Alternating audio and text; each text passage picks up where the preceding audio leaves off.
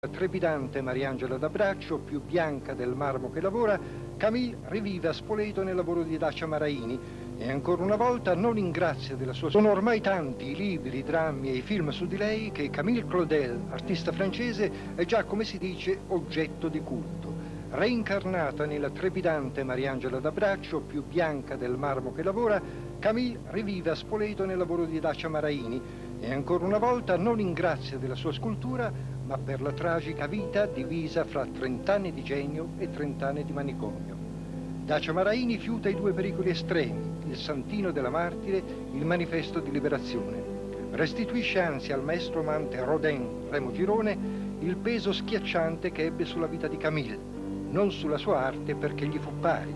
Di più, questa Camilla Mariangela non si vergogna di essere una schiava d'amore, la vera Camille che si ritrasse implorante nel gruppo in cui un Rodin turpamente vecchio le viene strappato da una moglie oscenamente vecchia.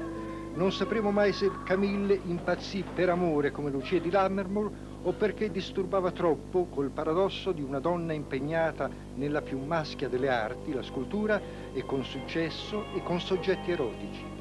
L'esistenza dolorosa e misteriosa di Camille si sgrana come un concerto di fantasmi in bianco e nero nella regia affettuosa e casta di Gisela Gobbi. Il bacio finale, quasi l'ultimo valzer tra Camille e Rodin, non è un lieto fine. Siamo nei sogni di una folle.